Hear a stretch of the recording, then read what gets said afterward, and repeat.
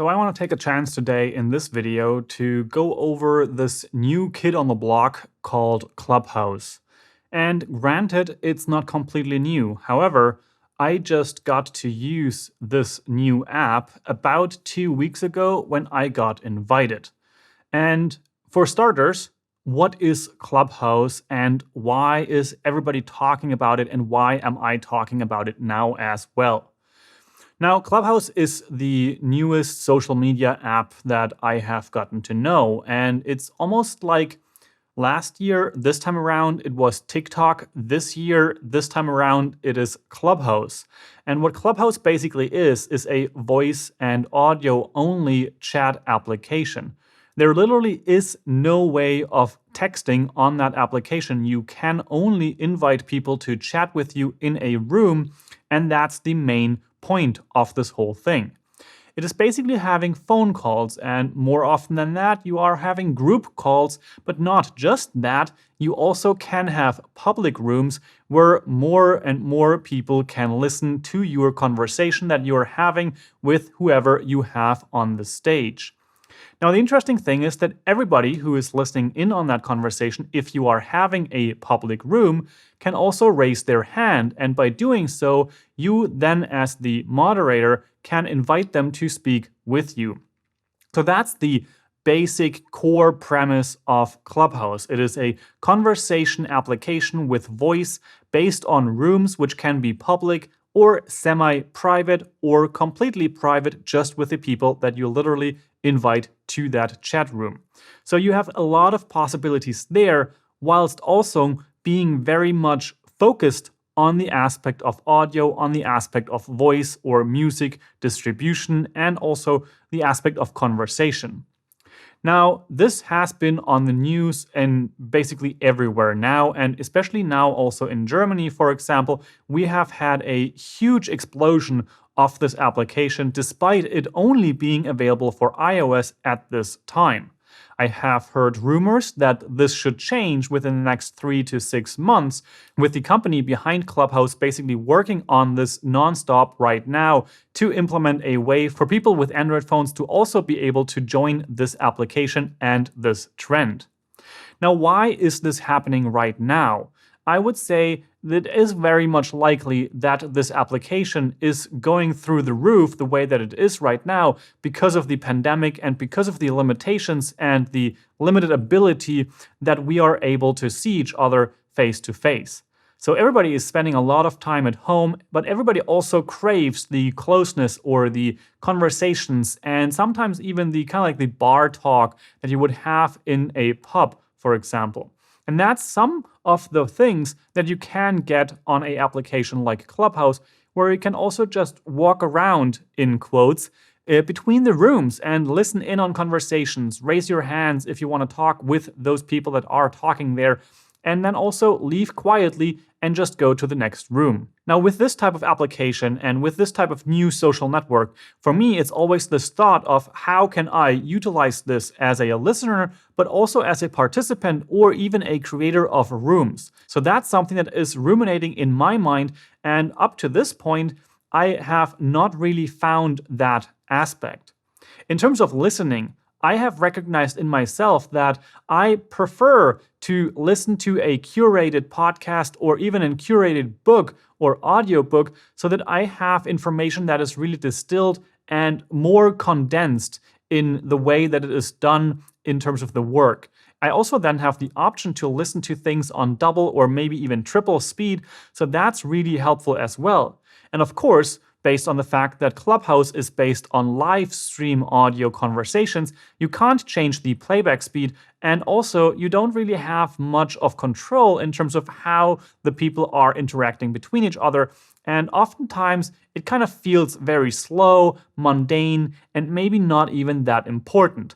So that's something that is a personal challenge for me, or a personal aspect that I have found that maybe this application is at least not as addictive as it was in the first few days. In contrast to that, for example, the TikTok app was incredibly addictive because it was just this very short, snippeted-based comedy that is very easy to consume for hours on end by just swiping to the next thing.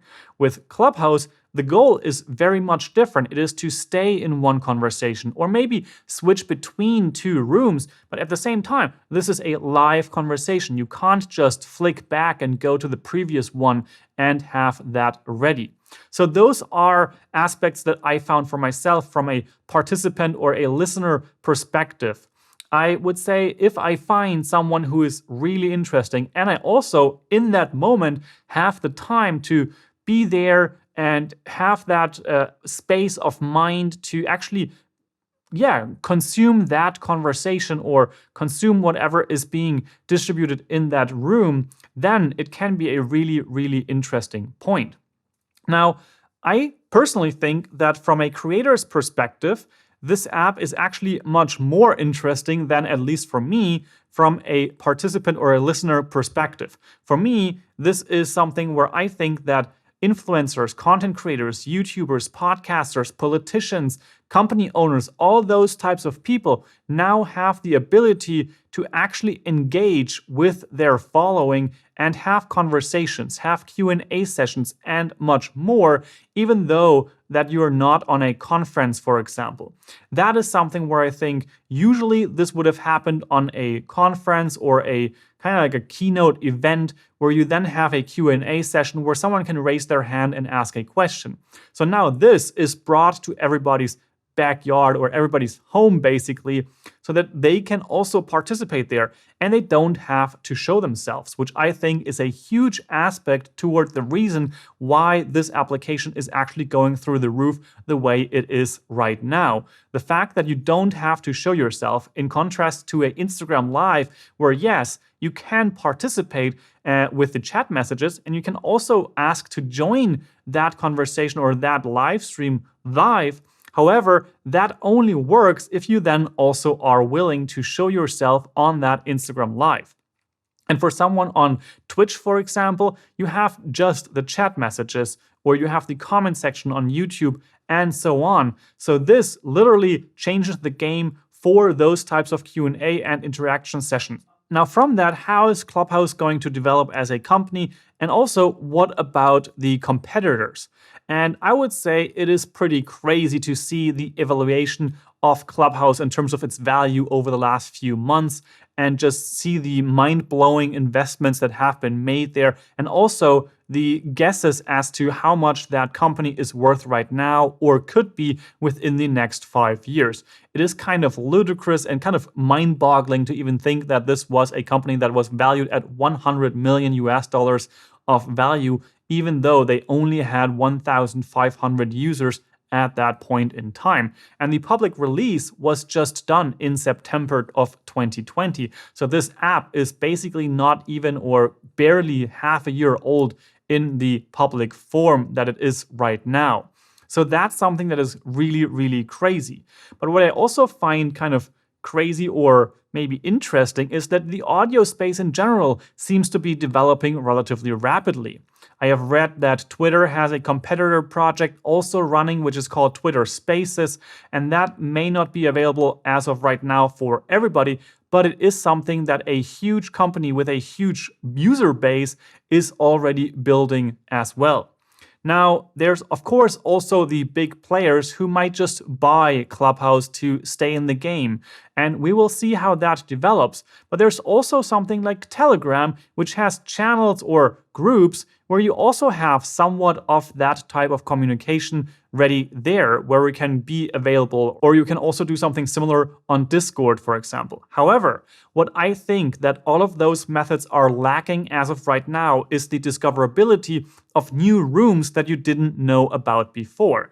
On a Discord server, you have to join that Discord server, then you have to figure out what the channel layout is, and then you can go into that voice chat methods. And the same thing is true on Telegram, where you have to be part of the group before you can also join in that chat. Now on Clubhouse, on the other hand, you can just find open and public club rooms and then join those and listen in, and you are instantly immersed in that environment. and you can jump between rooms, you can find new ones, and that algorithm will only get better over time. Now already with the ability to hide rooms that you don't find interesting, and the algorithm based on that eventually also going to start learning what might be more interesting to you as the listener. What topics are interesting, what kind of speakers are interesting to you, and such things. So overall, I am a huge fan of Clubhouse in terms of the development of what is possible in that realm. And also from the podcasting perspective, it is something that is kind of disrupting that industry. And maybe we are going to see more live recorded podcasts, which then also get released after the fact. But for now, even just this possibility of closeness, this possibility of connection with people that weren't able before, because now you have that really quick connection, really impromptu way of talking to someone that might have been out of reach for a long time. But now in those rooms, on those panels, you have that chance. And I had some of those rooms and some of those experiences right now, which were that type of interesting, where I had really public figures, where one of those, for example, is a moderator of a show that I was watching with my family all the time when I was a child, whose name is Thomas Gottschalk, and now he is on Clubhouse, at least some of the time, and in certain rooms, and now I can follow that. And it feels very different to listen in on those conversations and also the interactions that are going on there than to just follow a Instagram or a Twitter profile where, yes, you might be able to reply to something that they are writing, and maybe you even get a reply back. But this way, you literally have a one-to-one connection, or sometimes a group of people that you can talk to, which is a much more, a much more human way of connecting, I would say, to use your voice instead of using just text. So those are my thoughts on Clubhouse. Now, I would be really interested to hear what your thoughts on Clubhouse are. Are you already using that application? Do you need an invite? Maybe someone in the comment section can help you out with that. I might have an invite over as well. But of course, you have to be really careful when inviting other people. But nonetheless, what is your experience with Clubhouse? Do you want to join? Do you want to use it? And do you think it would be interesting to use this application, this platform, to maybe even do some kind of a Q&A session regarding the videos on my channel, the topics that I'm working on, and those kind of things? You can leave all of those thoughts in the comment section down below, and I'm looking forward to interacting with you there and possibly also chatting on Clubhouse very soon. Now, if this video was interesting to you in any way, please make sure to hit that like button. That helps out a lot with the YouTube algorithm. And of course, it helps me to know more about what kind of videos you like on my channel, because this is a bit of a different one from my last or recent tutorial videos. With all of that said, I'm hoping you have an amazing day. Make it your life, and I will see you in the next one. Ciao, ciao.